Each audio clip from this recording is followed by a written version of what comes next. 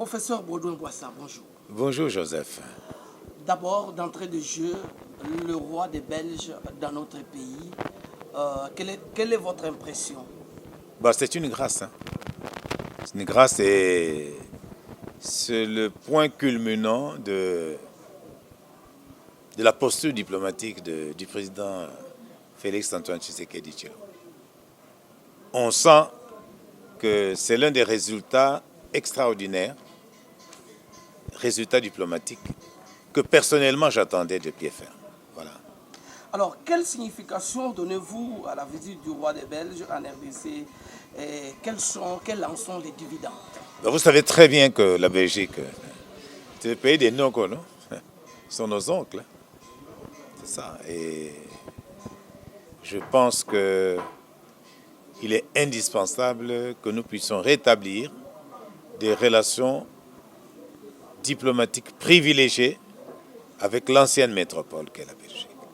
Et dans le monde entier, il n'y a pas un pays qui connaît la RDC comme l'est la Belgique. Et qui connaît les Congolais zaïrois comme la Belgique.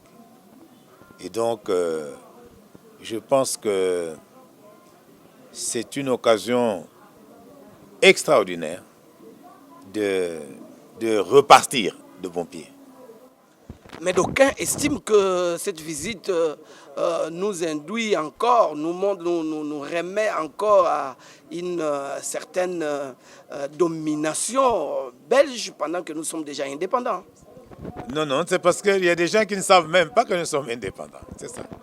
Non, nous sommes indépendants depuis le 30 juin 1960. Indépendance proclamée par le président Joseph Kasavubu de heureuse mémoire. Et nous sommes là, aux Nations Unies et dans toutes les autres organisations internationales, comme pays souverain. Donc, il ne faut pas que les gens ignorent ce qu'ils sont sur le plan international. Nous sommes un pays souverain, indépendant. Et jusqu'à présent, nous ne sommes colonisés par aucune autre puissance. Voilà. Mais nous entretenons des relations privilégiées, notamment avec les États-Unis d'Amérique. Je souhaite, pour ma part, que ces relations soient également privilégiées avec la Belgique. Qu'est-ce que le peuple congolais peut s'attendre ou peut bénéficier de cette visite royale qui attire quand même les caméras du monde entier? La commission mixte a siégé. Ils viennent avec une ardoise de 250 millions de dollars consacrée, 1, à la santé, 2, à l'éducation, 3, à la gouvernance et 4, à d'autres besoins fondamentaux pour le redémarrage de la machine de la commission mixte belgo-congolaise. Et je pense que ce n'est pas rien, on ne crache pas sur 250 millions de dollars. Ben, des réparations sont quand même... Quelles réparations? Lesquelles? Pour quelle raison? Nous devons cesser d'être, je ne sais pas, nostalgiques. La colonisation, c'est terminé, maintenant nous sommes indépendants. C'est à nous battre pour bien gérer notre pays et pour que les richesses de notre pays profitent à notre peuple. Et ça dépend maintenant de nous, ça ne dépend pas de la Belgique. C'est quoi ça? Ce que moi je souhaite, c'est que les Belges soient un peu mieux représentés sur le plan économique. Vous savez qu'en dehors de l'hôtel Memling, en dehors de quoi encore? De la ligne aérienne SN, la Belgique n'a... Et en dehors de la société immobilière Utex Africa, la Belgique n'a plus rien ici. Et à mon avis, c'est honteux de leur part. Je pense qu'ils doivent revoir leurs calculs pour revenir investir dans notre pays. C'est ça. Un pardon officiel prononcé par le roi soulagerait les Congolais dont les parents, les arrière-grands-parents ou les grands-parents ont subi Nous ne sommes pas en 65, nous ne sommes pas en 75, nous ne sommes pas en 95. Nous sommes en 2022. Nous devons traiter avec la Belgique comme peuple souverain, comme État souverain, d'égal à égal. et pas continuer à pleurnicher sur le passé. Pour moi, je pense que la Belgique doit à nouveau ouvrir la clé des bourses d'études, la clé notamment de l'amélioration de la délivrance des visas entre le Congo et la Belgique. Réciproquement, c'est ça. Qu'on ait des rapports normaux, mais en sachant que nous avons quand même une histoire commune qui n'a pas été que mauvaise. La preuve ici, c'est que moi, j'ai fait mon école primaire sous la colonie belge et j'ai fait l'école secondaire sous la colonie, presque la colonie belge, parce que depuis 60, en 60, j'avais 15 ans et je ne m'en porte pas plus mal. Je ne suis pas complexé. Et la colonie belge n'était pas la moins bonne de toutes les colonies qui existaient à travers le monde. Alors je crois vraiment qu'on arrête avec ça. Qu'on aille de l'avant, qu'on se regarde en face. Venez ici à table. Qu'est-ce qu'on peut faire ensemble? Ce qu'on peut faire ensemble, c'est beaucoup de choses. Ils peuvent revenir investir dans la Gécamine. Ils peuvent réinvestir surtout dans l'Amiba, à Bakwanga là-bas. Ils peuvent réinvestir au niveau du chemin de fer Matadi-Léopoldville. Ils peuvent réinvestir dans l'industrie alimentaire, dans les exploitations agricoles abandonnées par des Belges. Et ils vont en tirer beaucoup de bénéfices au lieu de vivre tout le temps seulement des taxes. La Belgique est devenue un pays des services. La Belgique ne produit plus rien, même sur le plan minier.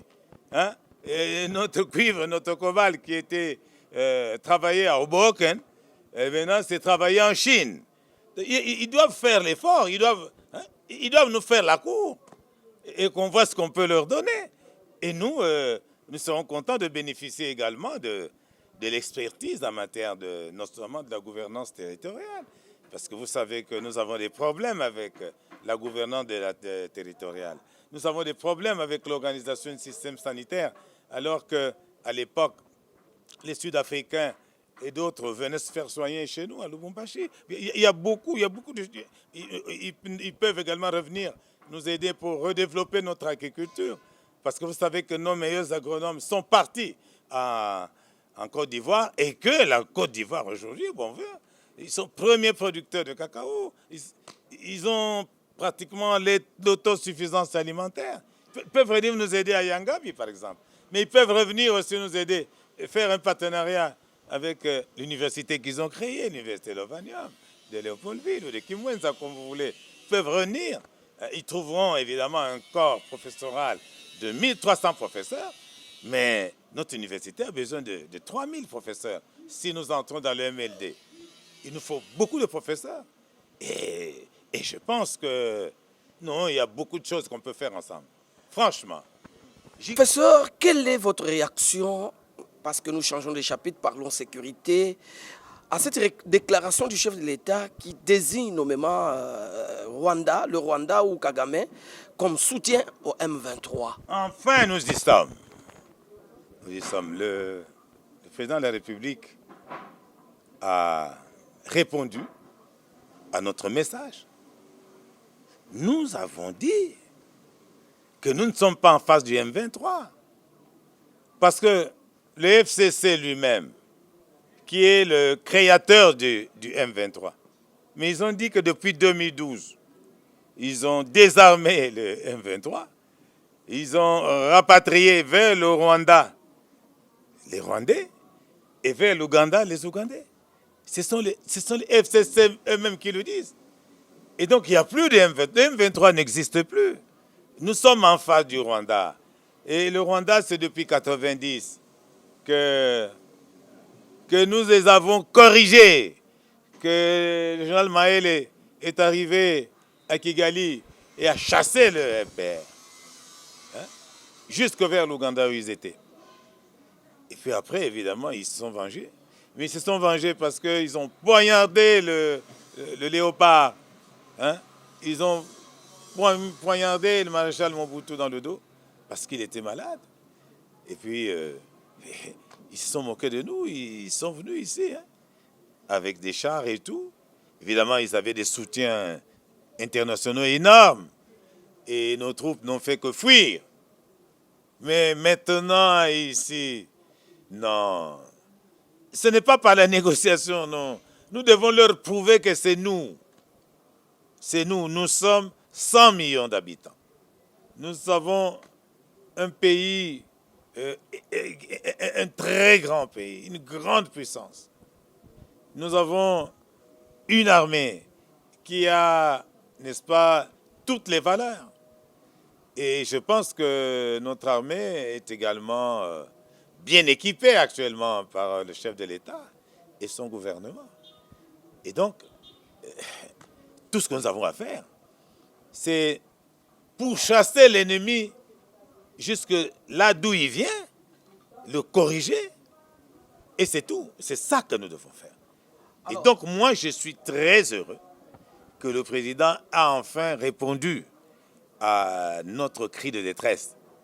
C'est de dire, c'est assez, et maintenant, s'il y a un problème, nous allons voir.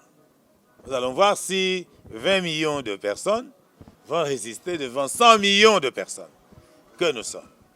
Alors, le président angolais envisage une rencontre entre le président de la RDC, Tshisekedi, et le président Kagame du Rwanda. Pourquoi dire? Mais ce que vous ne comprenez pas, il y a la guerre entre la Russie et l'Ukraine. Mais il y a des négociations. De même que nous, aujourd'hui, nous sommes en guerre avec le Rwanda. Mais ce n'est pas parce que nous sommes en guerre que nous ne pouvons pas négocier. C'est ça la logique. Mais nous ne pouvons pas aller négocier en position de faiblesse quand même. Nous devons négocier en position de force. Ce que nous voulons négocier, c'est dire à nos amis rwandais que si vous continuez comme ça, eh bien nous allons vous corriger chez vous. C'est ça le langage qu'ils doivent comprendre. Ça, c'est un des deux. En ce qui me concerne, je pense que le président de la République, avec le Conseil supérieur de la défense, ils doivent renettoyer un peu notre armée. Ils doivent en extirper tous les infiltrés qu'on y a mis depuis le dialogue intercongolais. J'y étais et je connais toutes les erreurs stratégiques que nous avons faites. Il y a trop d'infligés à tous les niveaux de l'armée, et de la police et des forces de sécurité. Il faut nettoyer. Et vous verrez, nous aurons à ce moment-là un arsenal sécuritaire et le Rwanda n'osera plus lever son petit doigt. Et on n'aura plus ce qui s'est passé à Kisangani en 2010, où il y a eu la guerre entre l'armée rwandaise et l'armée ougandaise à Kisangani, où il y a eu tant de morts. Tout ça ne doit plus jamais arriver. Je pense que le chef de l'État, qui est commandant suprême des forces armées, ne doit plus exister. Il doit avancer. Mais avancer là, nous voulons d'abord, une nouvelle armée, avec rien que des Congolais dans cette armée et à tous les commandants de cette armée. C'est ça que nous attendons. Rapporteur général de quoi? Des forces politiques et sociales alliées à l'UDPS, fer de lance de la machine politique de Félix Antoine Tshisekedi Tshilombo, le fils de Yemei. Voilà.